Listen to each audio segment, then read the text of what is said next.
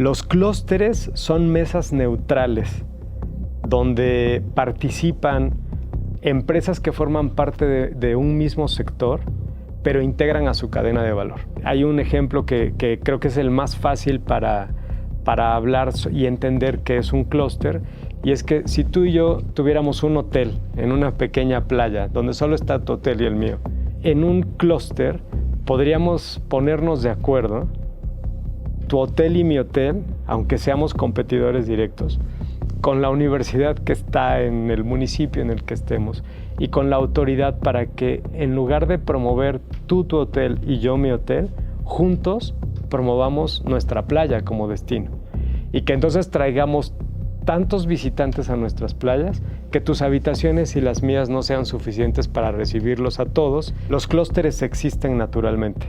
Lo que hay que hacer como política pública es ayudarles a organizarse como clúster.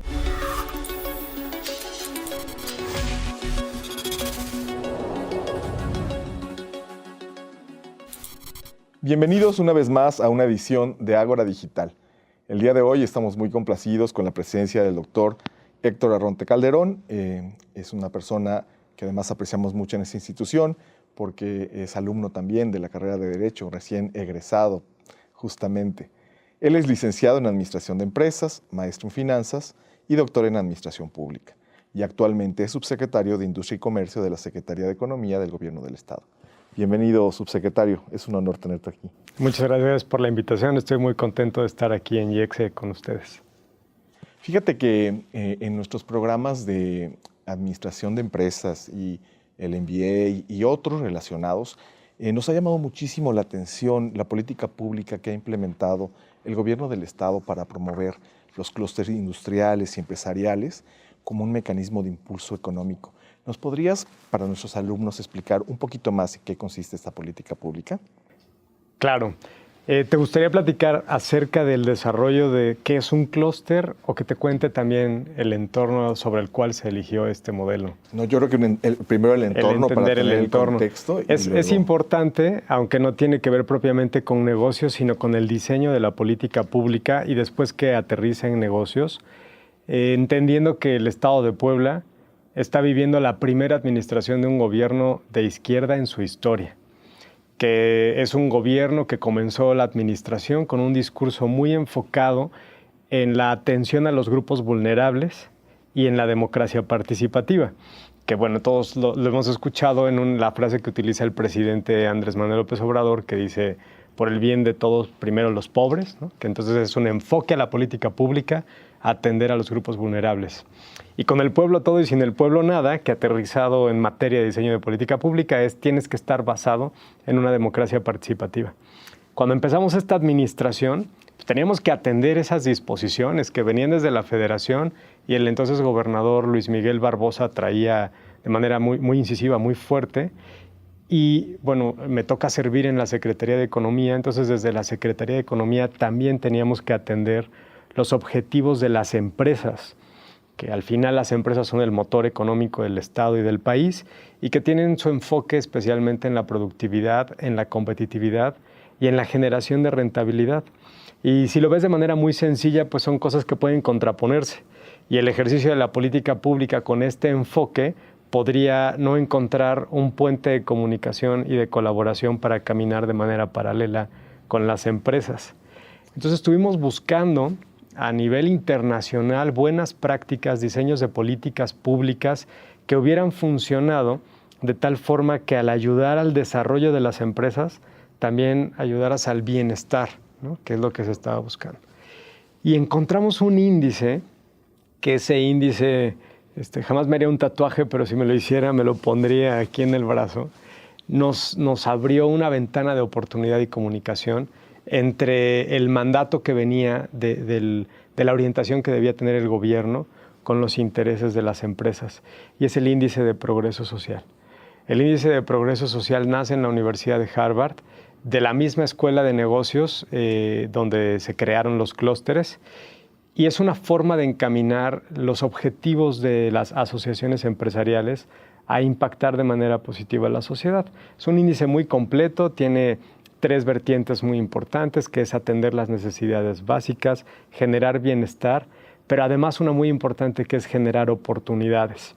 Sobre esas 3 vertientes hay 12 indicadores o subindicadores que se miden, que tienen que ver al momento de atender las necesidades básicas, pues que no haya carencias de un lugar a donde vivir, de alimentación, de salud, de educación en un nivel muy básico. En la generación de oportunidades, tener acceso a Internet, ¿no? Tener ya un servicio de salud avanzado, tener un ecosistema en el que puedas vivir.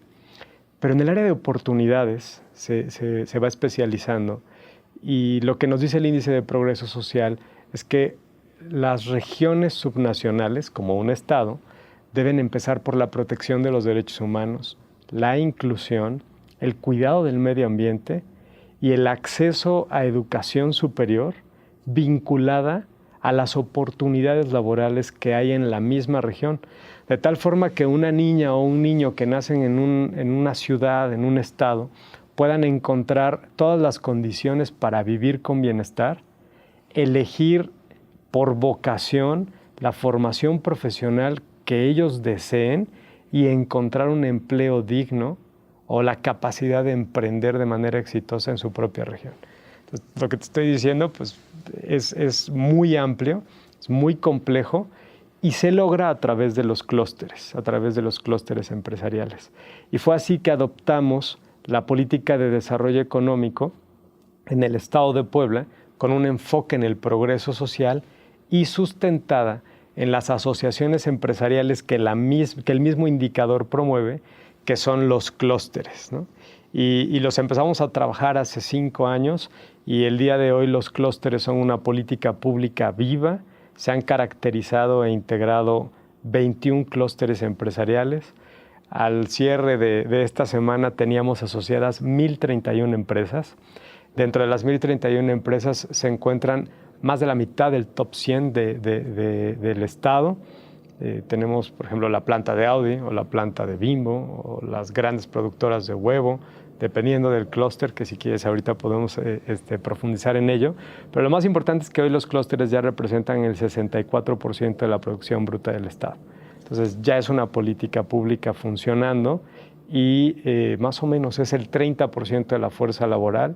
Y si solo consideráramos a la fuerza laboral que está incorporada en el sistema financiero, o sea, los trabajos formales, es casi el 70% de los trabajos. Con una visión pedagógica, ¿me podrías definir, estoy echando un poquito para atrás, ¿no? ¿Qué es un clúster industrial empresarial? Y bueno, ya hablaste de su importancia en la economía actual, ¿no? Pero ¿cómo se forma, cómo defines los sectores a donde van a intervenir el Estado para formar estos clústeres? Muy bien, y ahí es donde ya podemos entrar a hablarle a los estudiantes de negocios, ¿no? Los clústeres son mesas neutrales donde participan empresas que forman parte de un mismo sector, pero integran a su cadena de valor. Entonces, si nosotros si tú y yo compartimos un mismo sector, para sumar a la cadena de valor también es importante que participen en esta mesa neutral nuestros proveedores, ¿no? Que complementan la cadena de valor. Pero además participa de manera activa la academia, especialmente a través de las universidades, la sociedad representada por organismos de la sociedad civil que pudieran estar vinculados a la cadena de valor y los gobiernos. Entonces es importante, sobre todo para quienes estudian en la escuela de negocios, entender las diferencias entre una cámara empresarial y un clúster. Las cámaras empresariales se rigen por la Ley Federal de Cámaras. A partir del mes de febrero, en el estado de Puebla, que es donde estamos, también ya son consideradas las cámaras en la Ley de Desarrollo Económico Sustentable como un organismo intermedio de la sociedad civil empresarial, ¿no? De tal forma que las cámaras empresariales unen, organizan y entregan al presidente o la presidenta de la Cámara la facultad de representar a sus agremiados. Entonces, cuando la autoridad interviene o tiene un diálogo con el presidente de una Cámara, por ley debe ver en el presidente la representación de todo un sector. Si estás hablando, por ejemplo, con el presidente de la Cámara Industrial, la Canacintra, estás hablando con cientos de empresas. Si estás hablando con el presidente de la Cámara de Comercio, estás hablando con decenas de miles de comercios en la voz de una sola persona. Pero las cámaras son autónomas, tienen facultades de representación y de gestión. Y en las decisiones internas de las cámaras el gobierno no debe participar, porque si el gobierno participara de las decisiones de gobierno interno de las cámaras, se violaría su autonomía y dejaría de ser un organismo representativo. Por el otro lado, los clústeres son mesas neutrales en las que participa la autoridad para diseñar, que es el objetivo de los clústeres, un proyecto detonador, que es una actividad que de llevarse a cabo podría beneficiar a todos los involucrados en la cadena de valor, aun cuando sean competidores. Y entonces hay un ejemplo que creo que es el más fácil para hablar y entender qué es un clúster, y es que si tú y yo tuviéramos un hotel en una pequeña playa, donde solo está tu hotel y el mío, pero somos competidores, y yo salgo al mercado a buscar huéspedes para mi hotel y que prefieran mi hotel y no hospedarse en el tuyo, en un clúster podríamos ponernos de acuerdo, tu hotel y mi hotel, aunque seamos competidores directos, con la universidad que está en el municipio en el que estemos y con la autoridad, para que en lugar de promover tú tu hotel y yo mi hotel, juntos promovamos nuestra playa como destino. Y que entonces traigamos tantos visitantes a nuestras playas que tus habitaciones y las mías no sean suficientes para recibirlos a todos, y eso nos permita no solo tener nuestras habitaciones llenas, sino elevar el precio de nuestras habitaciones, pagarle un mejor sueldo a nuestros colaboradores, empezar a desarrollar proveedores cerca de la playa en la que está tu hotel y mi hotel, y causar un impacto social que se llama progreso social. Es un ejemplo muy sencillo, pero en realidad un clúster es muy complejo, ¿no?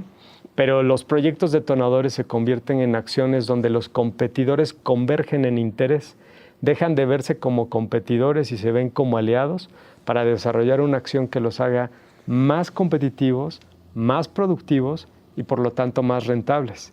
Y en esa interacción, como es una interacción regional vinculada a la sociedad y a las universidades, lo que sucede en las empresas afecta positivamente a la sociedad y se genera este juego al que llamamos progreso social. Entonces esta intervención pública es como un hilo conductor, por lo que me estás diciendo, que va vinculando decisiones de política pública de gobierno con los propios empresarios, con la sociedad.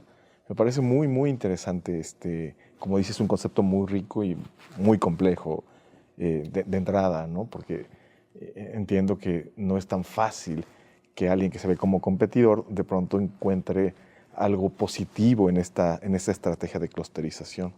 Y actualmente, me decías, hay 21 clústeres en el estado. ¿Cuáles son los más importantes, más representativos?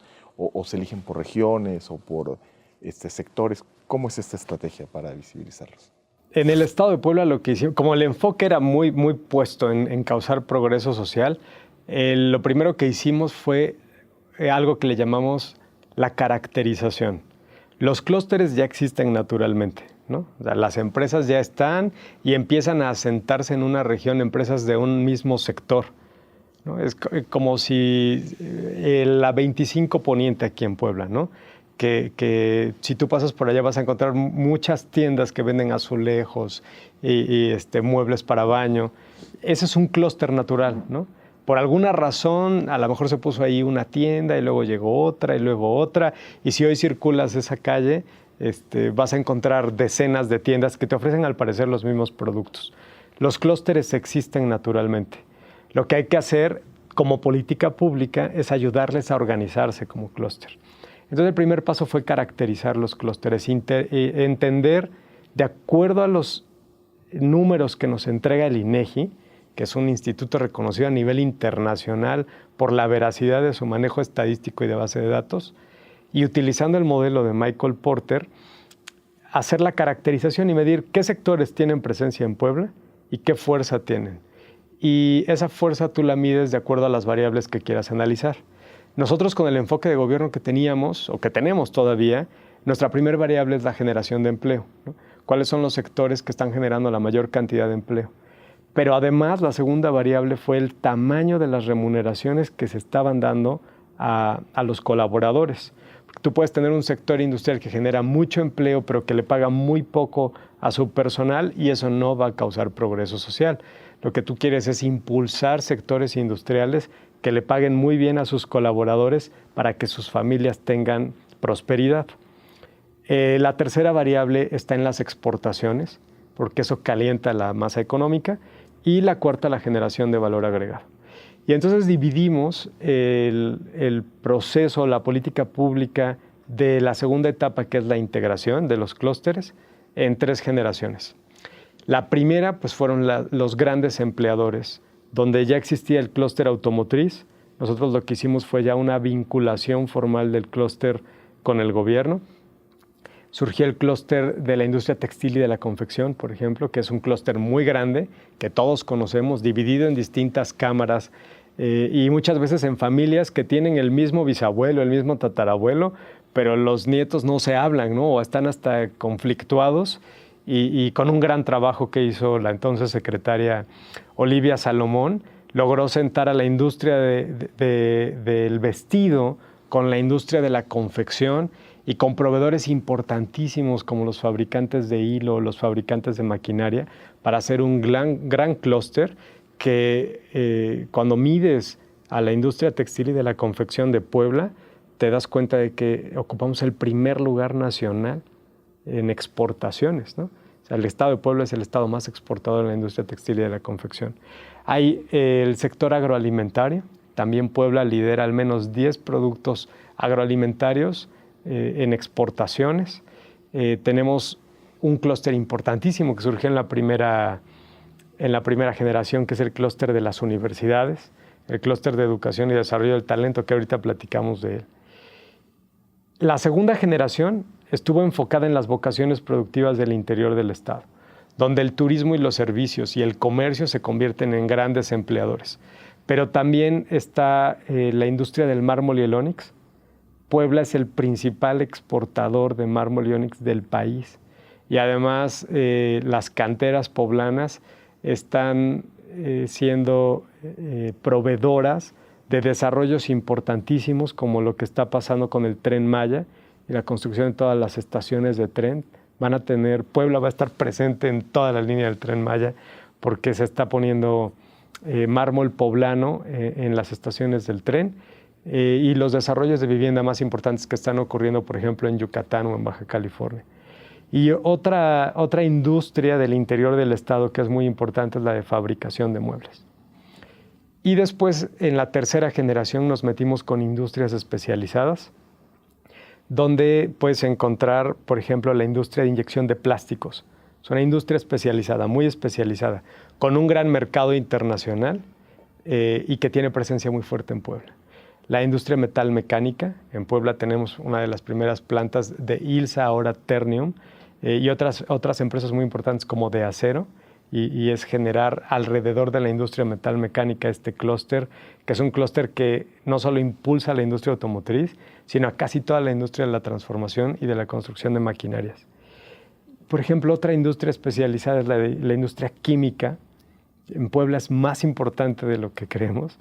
Y otra industria especializada, que es también un clúster transversal, es la de industrias creativas. Que las industrias creativas es un sector pujante, creciente, que si medimos en términos brutos puede parecer un sector muy pequeñito comparado con la industria automotriz, pero si lo mides en el tamaño del crecimiento, en los porcentajes de crecimiento, las industrias creativas es el sector que más ha crecido en la última década en el estado de Puebla. Entonces, tiene un gran potencial de desarrollo y se abre como abanico en distintas competencias que pueden generar empleos dignos y muy crecientes, ¿no? Desde el arte, la edición, el cine, el diseño de marcas, la aplicación de las marcas, la organización de eventos, y desde industrias creativas puedes impulsar a otros clústeres como los clústeres turísticos, ¿no? Que en la segunda generación se formaron. Hoy Puebla tiene 7 clústeres turísticos que están en las regiones donde llega el 95% de los turistas del estado de Puebla, empezando por el clúster del Centro Histórico de Puebla, que tiene una marca padrísima que se llama Barriando, que te invita a recorrer los barrios fundacionales de Puebla. Está el clúster de las Cholulas. Se sientan los empresarios de San Pedro Cholula con los de San Andrés Cholula a generar estas acciones de un proyecto detonador para posicionar el destino. Está el clúster de Atlisco, que además de servicios y turismo también tiene que ver con la flor de ornato. El de Zacatlán Chignahuapan, el de Jicotepec Huauchinango, el de los pueblos mágicos que es Zacapuastla, Teciutlán, Cuetzalan y esa región de pueblos indígenas. Y uno muy interesante que es el clúster de turismo médico. Cuando me dijeron que querían hacer un clúster de turismo médico, yo les dije, ¿eso qué es, no? Cuando mides el impacto del turismo médico en la zona metropolitana de Puebla, es impresionante la cantidad de ocupación hotelera y de visitas de comensales a los restaurantes que se generan alrededor del turismo médico. Desde el nacimiento de un bebé, que muchas familias de estados vecinos, Veracruz, Tlaxcala, Morelos, vienen a tener a sus hijos a los hospitales de Puebla.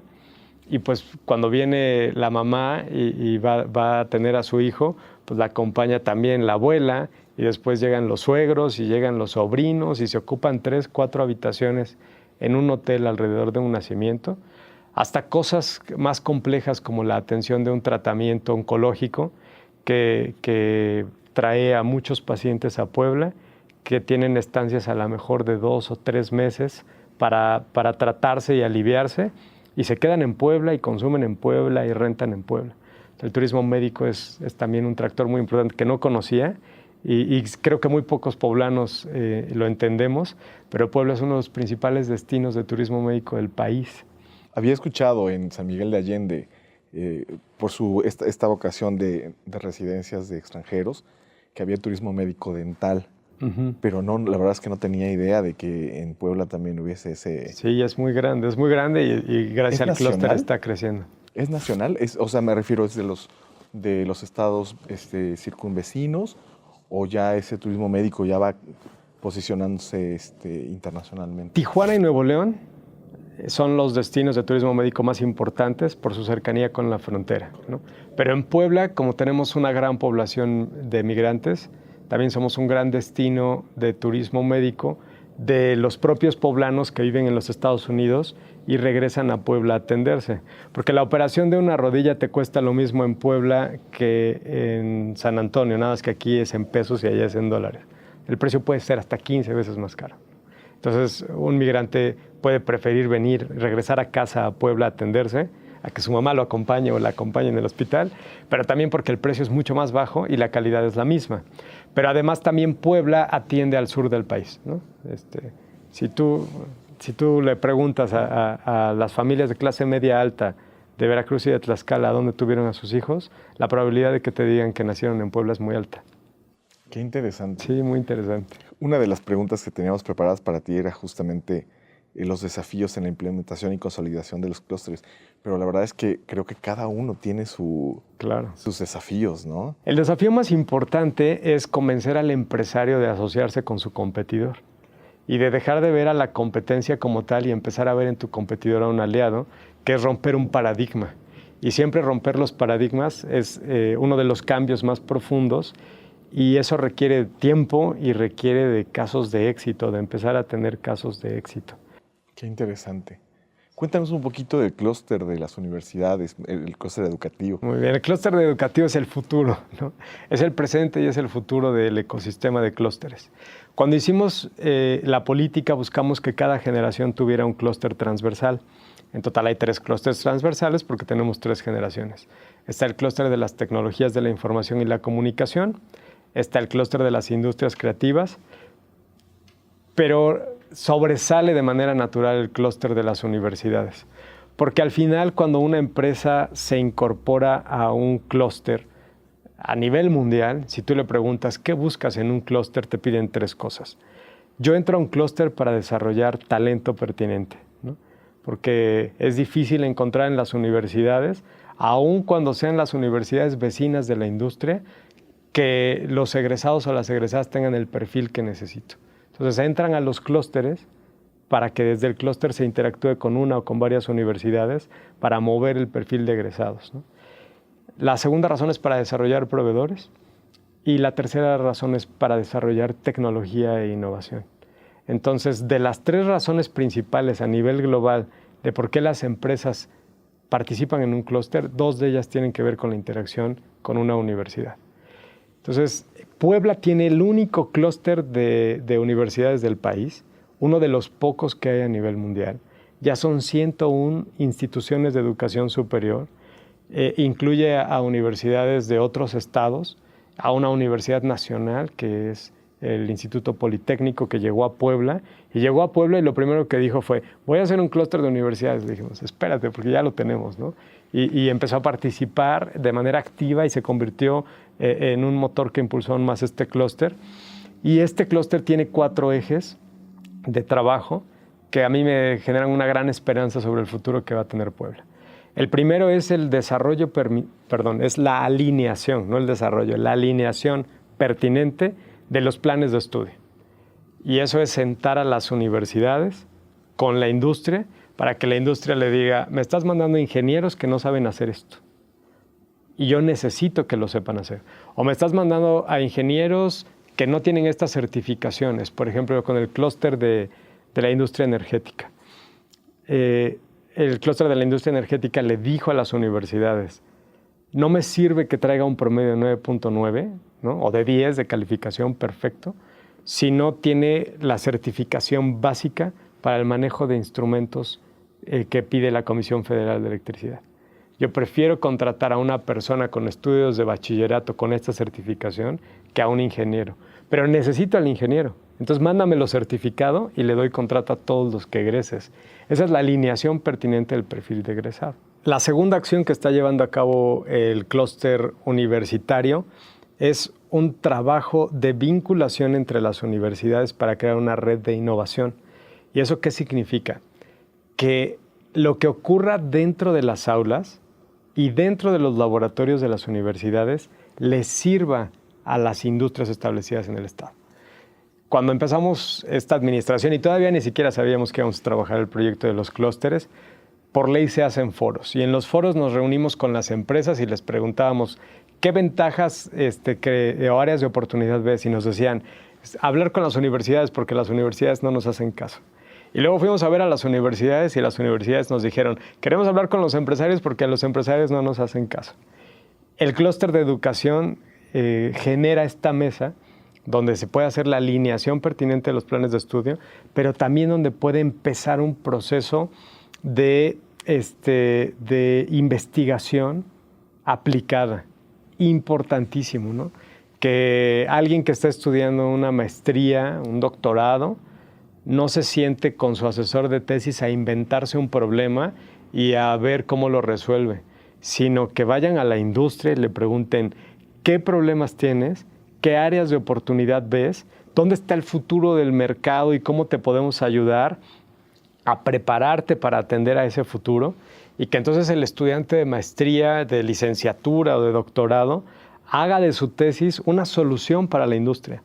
Obtiene su grado académico y probablemente sale con una patente que, como está atendiendo a la industria local, genera desarrollo en el Estado, pero también se puede convertir en una fuente súper rentable, ¿no? para el propio estudiante. Otra cosa muy importante es elevar los niveles de competitividad en habilidades blandas y habilidades duras. Por ejemplo, el nivel de inglés. Puebla tiene una gran deuda con el nivel de inglés, y en los procesos de atracción de inversión, el nivel de inglés del Estado importa. Llegan los asiáticos buscando en qué estado van a establecer una empresa y ellos traen indicadores sobre el dominio de lenguas extranjeras de todos los estados. Y el Estado de Puebla tiene una deuda con ello. Hay personas que hablan muy bien el inglés, pero hay personas que ni siquiera entienden inglés básico. Entonces, algo importante va a ser subir el nivel de inglés y el uso de herramientas digitales para actividades colaborativas, ¿no? Que eso es algo bien importante. Y finalmente, desde el clúster de educación y desarrollo del talento, este clúster de las universidades, se está llevando a cabo un trabajo para promover los criterios ESG, ¿no? Esta tendencia internacional de cuidar el medio ambiente, el impacto social y la buena administración. Es algo que debe enseñarse en las aulas para que no tengan que capacitarse en las industrias. Entonces estamos trabajando con las universidades que forman parte del clúster de educación para que en todas sus licenciaturas los criterios ESG se conviertan en una constante. Hace algunos años, a mí me tocó estar en la universidad cuando comenzó la tendencia de certificarse en ISO 9000, ¿no? Entonces lo veías como algo lejano, ¿no? Algo que hacía Volkswagen.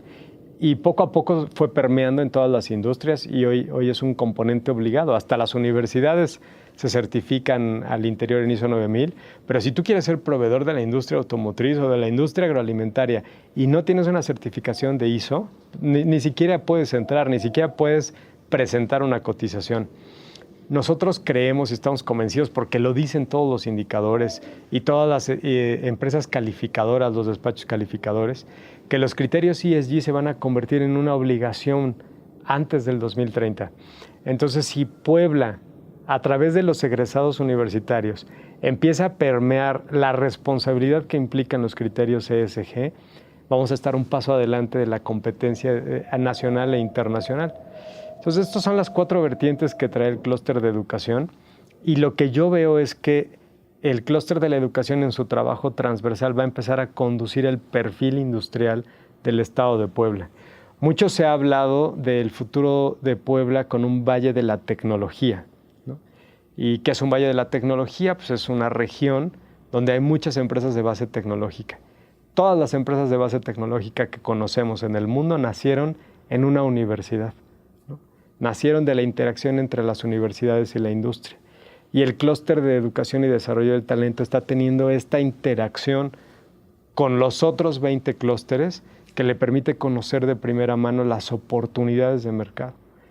Y a través de ese conocimiento, el estudiante desde el aula puede empezar a crear ideas, ¿no?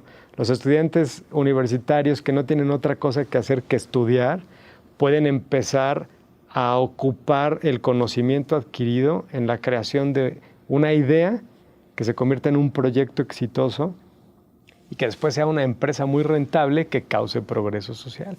Entonces, este clúster es el que más esperanzas me da, no porque solo existiera, sino que gracias a que existe el ecosistema de los otros 20 clústeres, el clúster de la educación puede ser la plataforma por la cual despegue este valle de la tecnología y la competitividad y productividad del Estado.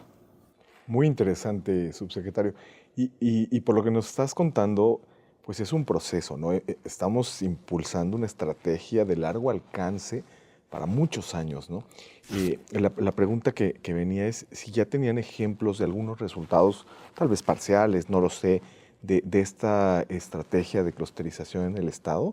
¿Ya hay algunos como ejemplos concretos o estamos en este proceso apenas de integración y de que todas pues las empresas vayan entendiendo que vamos caminando hacia un futuro pues próspero, ¿no? Pero que requiere tiempo? Claro, de acuerdo a Michael Porter, un clúster alcanza su madurez en el año 10, ¿no? Y nuestros clústeres más viejitos tienen 2 años, ¿no? Y tenemos clústeres que tienen meses, están empezando, ya pasamos la etapa de caracterización, seguimos en la etapa de integración, ya fueron reconocidos formalmente los clústeres, pero todavía tienen que pasar por este proceso de madurez. Sin embargo, por ejemplo, el clúster de la industria textil ya tuvo un caso comercial exitoso. El clúster de la industria agroalimentaria está generando una comercializadora, que eso es otro punto importante. A diferencia de las cámaras empresariales, los clústeres son para hacer negocio. Entonces, están haciendo una comercializadora y están en pláticas con los países árabes. Los países árabes son pequeñas economías, son pequeñas regiones con grandes economías, ¿no? Entonces es una población en un lugar donde el medio ambiente es hostil, pero la economía es muy fuerte, tienen una gran capacidad adquisitiva y necesitan alimentos. Y en Puebla los tenemos, ¿no? Puebla es un gran productor de hortalizas, pero para poder llevar tu producto de México a los países árabes, necesitas volúmenes muy grandes. Y esos volúmenes no los genera una empresa, pero sí los puede generar un clúster, ¿no? Tu competidor se convierte en tu aliado para consolidar un envío y entonces en lugar de pagar tú solo $20,000 de flete, podrías terminar pagando 2,000, ¿no? Porque consolidas un contenedor y entonces haces economía de escala. Esa es la magia del clúster. Están en pláticas. Apenas tuvimos una conferencia virtual con la Cámara Árabe. El secretario Hermilo Barrera estuvo en China y ahí el mercado es enorme, no nos lo acabamos, ahí sí no nos alcanza para surtirles. Pero estás hablando ya de oportunidades comerciales, de comercio exterior diversificado, ¿no? El trabajo con América del Norte es muy importante. Seguir surtiendo y trabajando a América del Norte es importantísimo, pero diversificar mercados es una oportunidad que se abre gracias al clúster de la industria agroalimentaria, por ejemplo. El clúster del agave y el mezcal está explorando el desarrollo de una sola marca para poder realizar procesos de exportación.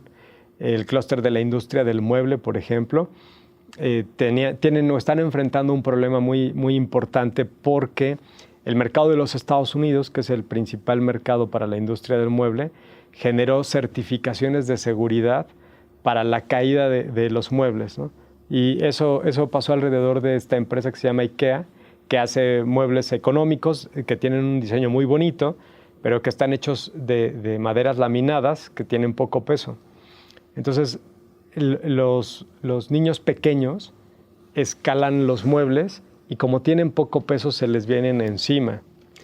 Y hubo un par de fallecimientos lamentables, pero eso causó una nueva certificación que no existía y entonces ahora está obligando a los productores de muebles, aunque no lo hagan con lámina, a certificarse en esta nueva certificación que se convertía en una barrera no arancelaria. Y en la magia del clúster, los competidores se pusieron de acuerdo para traer al laboratorio a Chipilo. Y entonces, en lugar de tener que mandar sus muebles a que se auditaran, se verificaran y se certificaran en otro estado, se trajeron al laboratorio para que lo certificara a todos. Y entonces, en lugar de que la certificación te cueste 50,000 pesos, te cuesta 5,000 y se vuelve una ventaja competitiva para todos, ¿no? Son parte de los ejemplos de lo que ha estado pasando, pero el potencial es enorme, ¿no? Me parece muy interesante. Fíjate que yo he escuchado de expertos en materia empresarial que dicen que México tiene muchísimas empresas, pero no requiere más empresas, requiere mejores empresas, ¿no? Por el tema de productividad, ¿no? Entonces, ¿crees que el clúster sea esta poderosa herramienta para hacer mejores empresas en Puebla? Lo que acabas de decir es muy inteligente y además es algo de lo que estamos convencidos. En el marco del nearshoring, más importante que la llegada de nuevas empresas es el desarrollo de las empresas que ya están establecidas, porque no necesitamos nuevas empresas, necesitamos que las empresas sean mejores empresas. Y acabamos de vivir el anuncio de las inversiones que van a hacer Audi y Volkswagen. Audi y Volkswagen van a duplicar sus tamaños y están haciendo inversiones que superan cualquier otra inversión del pasado, cualquiera. O sea, lo que está pasando en Puebla en la industria automotriz con Audi y con Volkswagen es histórico. Creo que no lo hemos acabado de dimensionar en su tamaño. Y una razón por la que Audi está decidiendo crecer en Puebla y Volkswagen está decidiendo crecer en Puebla es por el clúster que existe de la industria automotriz. Y no solo por la asociación civil en la que se constituyó el clúster, sino por toda la gran industria que hay, por este clúster natural que hay en la región Puebla-Tlaxcala alrededor de las plantas armadoras. ¿Por qué? Porque si necesitas cambiar la forma de un tornillo o el ángulo de un parabrisas o la manera en la que se ensambla un tablero o la manera en la que se están cosiendo los asientos de piel de los autos de lujo, las plantas no tienen que ir a otro continente a pelearse con el proveedor, solamente deben tomar el auto y manejar 10 minutos y ahí está Faurecia y ahí está BASF y ahí están Unilever, todas las empresas de este clúster natural que existe y que está caracterizado e integrado en el Claus, que por cierto, pues el Claus, que es este clúster automotriz zona centro, que precedía nuestra política pública y que ahora forma parte importantísima de nuestro ecosistema, ha sido una gran inspiración para el resto de los clústeres. Gracias a que el Klaus es exitoso, otras industrias como la industria química se están sumando al ecosistema. Estás diciendo algo interesantísimo en el sentido de las grandes empresas que se clusterizan. Y también estoy retomando ahorita que empezamos con una política también social, ¿no? ¿Cómo hacer para que las empresas medianas y pequeñas pues empiecen a transitar justo a una mayor productividad y por supuesto mejores sueldos, cumplimiento incluso de derechos laborales, que como gobierno, me lo comentas, es una estrategia, ¿no? de generar progreso y generar bienestar individual, familiar, social, ¿no? ¿Cómo lo hacemos para ayudar a estas empresas? Lo que se busca desde la política de clústeres es el desarrollo de proveedores locales, ¿no? Entonces, un paso importante es ver qué productos se están importando para las industrias en Puebla, ¿no? Entonces, tú analizas en el clúster automotriz qué piezas se surten desde Puebla y qué piezas se están surtiendo desde Querétaro, o qué piezas se están surtiendo desde Taiwán. Y cuando encuentres una pieza que se está surtiendo desde Taiwán, si tú eres capaz de desarrollar la industria que surta esa pieza en Puebla, llevas todas las de ganar. Porque en tiempos de traslado de la mercancía y en el costo del flete, tu capacidad de rentabilidad es amplísima, ¿no? Vas a poder competir con cualquier proveedor extranjero. Pero me fui a una industria muy complicada, que es la industria automotriz. Pero tenemos 7 clústeres de la industria turística y de servicios. Y, por ejemplo, para un pequeño restaurante que está en Zacatlán y que está empezando, que a lo mejor es una muchacha emprendedora que estudió administración de empresas turísticas o gastronomía y está arrancando, incluirse en el clúster le da una red de contactos y de relaciones que le van a permitir hacer convenios y que le van a permitir posicionar su restaurante como destino de manera mucho más ágil y con menos problemas que se lo hiciera por sí sola. Entonces, desde lo más complejo como surtirle a la industria automotriz hasta lo más sencillo como ofrecer tus servicios en una región del interior del estado, el clúster se convierte en una mesa neutral de conveniencia. Hay que participar, ¿no? Los clústeres no son como las cámaras empresariales que muchos se inscriben, ¿no? Pagan el CIEM y nunca van a una sesión de consejo. Y son pocos los empresarios que participan en el consejo de una cámara empresarial, que hacen una labor importantísima. Pero en el clúster hay que participar. Si te dicen, oye, va a haber una capacitación sobre buenas prácticas para atender a comensales asiáticos, y no vas, pues ya te la perdiste y estás fuera, porque a lo mejor están haciendo un trabajo en el clúster para posicionar a Zacatlán y Chignahuapan como un destino que deben visitar los turistas asiáticos, y si te quedaste fuera, pues no estás metido y te podrías convertir en un eslabón débil en la atención a un público tan importante como el asiático, ¿no? Entonces, en los clústeres hay que inscribirse, hay que participar, hay que opinar, hay que proponer, hay que aprender, hay que tener la humildad de aprender de tus competidores y de las grandes empresas y ponerte al nivel de los mejores para poder elevar el posicionamiento de la región. Porque el clúster, como lo decíamos en este ejemplo de nuestra pequeña playa con 2 hoteles, busca posicionar a la región, no a una empresa. Y algo que me encanta es que el sector de mercado en el que puedes competir es un pastel y a cada quien le toca una rebanada. Y lo normal es que si yo quiero crecer mi rebanada, tengo que hacer que la tuya sea más pequeña para que la mía sea más grande, pero a través del clúster mejor hacemos que el pastel sea más grande, ¿no? Para que la rebanada crezca para todos. Súper interesante. Y me ganaste incluso un poco una idea que me surgió justo recientemente. Estuve en esa región, Chignahuapan, Zacatlán, y cómo es necesario conectar las 2 regiones, ¿no? Mientras Zacatlán está creciendo mucho en su oferta gastronómica y hotelera de mayor calidad e incluso precio o costo, Chignahuapan está en el tema de las esferas, tiene su propia vocación de visita, ¿no? Y están a nada, están cerquita, muy cerquita. Sí, sí, claro. Y como que me imagino que este tema de la clusterización lo que tendría que hacer es mejorar la región para que tú tengas, pues en esa poca distancia, pues que ir a uno y que ir a otro, ¿no? Y como no seccionarla, ¿no? Sí, no tienes idea. Y lo complejo que fue sentar a los restauranteros de Chignahuapan con los de Zacatlán. Es impresionante porque llegas y naturalmente se empiezan a sentar y de aquí para allá son los de Zacatlán y de aquí para allá son los de Chignahuapan. Literal, la junta la empezamos diciendo, pónganse todos de pie, ¿no? Y ahora siéntense con alguien con quien nunca se habían sentado, como pareciera una dinámica como de primaria, pero no.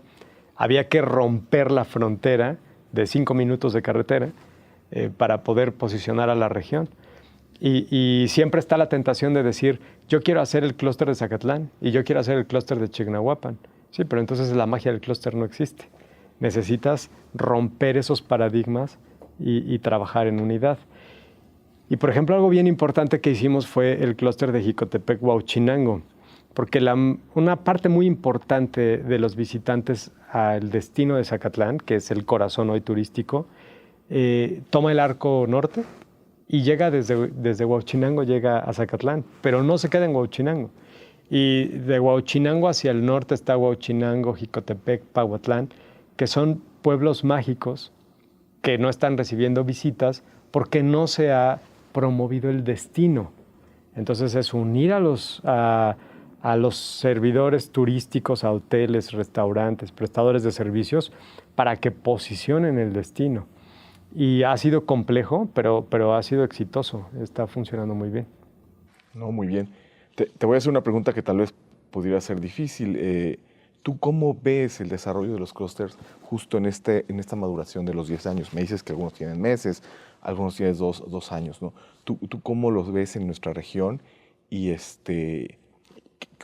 cuáles consideras que serán tal vez los más exitosos en 10 años? Mira, el futuro de los clústeres es algo en lo que estamos ocupados. Y la respuesta depende del clúster de educación, ¿no? Tú puedes ver un clúster que tiene un nivel de madurez mucho más bajo, como comparado con un clúster con una madurez mucho más alta. Por ejemplo, el clúster de Jicotepec-Huauchinango tiene una madurez por mucho menor al clúster de las Cholulas. Pero también si preguntas sobre el clúster natural y la antigüedad que tiene el hotel más viejo de Cholula contra el hotel más viejo de Jicotepec, pues, ¿no? Las diferencias son importantes. ¿Y de qué va a depender? De que las universidades que están en la región de Jicotepec, Huauchinango, se involucren con el clúster y que empiecen a alinear pertinentemente a sus estudiantes para que se integren al clúster. La visión de los clústeres no es de corto plazo, es una visión de largo plazo y estamos apenas sembrando la semilla. Entonces, lo que creo es que si las universidades se integran de manera proactiva y participativa, entonces los clústeres van a tener todos un gran futuro. Hay algunos clústeres donde los empresarios son muy duros. Por ejemplo, el clúster del mármol y el ónix, pues son mineros que trabajan con camiones enormes y su materia prima pesa toneladas. Son personas duras, desde sus manos hasta su carácter. Y trabajar con ellos no es tan sencillo, pero saben que tienen la necesidad de cooperar, tienen disposición, la comunicación es complicada, pero las universidades, la Universidad de Tepeaca, las universidades que están en la región, se están involucrando. Y eso lo que va a hacer es que los hijos de los empresarios que están en las universidades hoy, cuando egresen ya nazcan con el espíritu del clúster. Y en una región tan próspera como la de Tepeaca, en la producción de mármol y ónix, podrías decir, oye, ¿yo para qué quiero un clúster si todo mi inventario ya está vendido, ¿no? No nos alcanza todo el mármol que estamos haciendo para surtir los desarrollos del Tren Maya y de Yucatán, que eso es algo que está pasando hoy. Ajá, y cuando el Tren Maya se termine, ¿no? Vas a reducirte. Compraste 3 máquinas nuevas para surtir a este gran cliente, pero es una demanda finita. ¿Cómo te estás preparando para mantener tus niveles de producción hoy en el largo plazo? Cuando le planteas eso al empresario, se queda, ¿no?, diciendo, es una buena pregunta. Bueno, pues tenemos una gran respuesta. Hazlo a través de la colaboración. seguir buscando mercados y, por ejemplo, posicionando la calidad del producto. Porque en el mundo el mármol de Italia tiene una gran reputación, pero en el laboratorio el mármol de Italia está por debajo de la calidad del mármol de Puebla. Pero eso no lo saben los interioristas, no lo saben las señoras que están tomando la decisión de cómo quieren terminar o hacer los acabados de sus casas, ¿no? Entonces hay grandes retos. Y al final las universidades se pueden convertir o deben convertirse en este componente que asegure la madurez y la subsistencia del clúster en el largo plazo. Interesantísimo. Subsecretario, como tú sabes, pues somos una universidad que tiene alumnos pues, de toda la República, de diferentes estados, incluso de Centroamérica, de Ecuador, ¿no? Y hemos hablado de manera muy regional, muy de Puebla, de los lugares. ¿Tú qué le podrías recomendar a incluso alumnos que estudian políticas públicas, alumnos que estudian otro tipo de carreras, pero con una visión internacional? Alguien que pudiera desde sus regiones iniciar un proyecto de clusterización. ¿Qué recomendaciones generales es, Ari? Es una excelente pregunta, muchas gracias. Y sobre todo porque me permite compartirte el aprendizaje personal más profundo que he tenido en estos 5 años desde la subsecretaría y en la implementación del programa de clústeres. Hay realidades que tenemos que poner y que visibilizar, a las que no podemos seguirles dando la espalda. Una muy importante es la polarización de las economías, ¿no? Una sociedad polarizada es una sociedad que va a terminar con crisis y debemos implementar modelos que ayuden a equilibrar las economías, que no significa quitarle al que más tiene para regalárselo al que menos tiene, sino generar condiciones para que los que tienen menos también tengan, ¿no? Y tengan esas oportunidades de desarrollo. Y los clústeres se convierten en un modelo para ello. Y otra cosa que a mí me preocupa muchísimo, sobre todo desde la administración pública, que te enteras de los números, y los números son mucho más duros de lo que parece, es el cambio climático, ¿no? Y el problema que está pasando con el medio ambiente.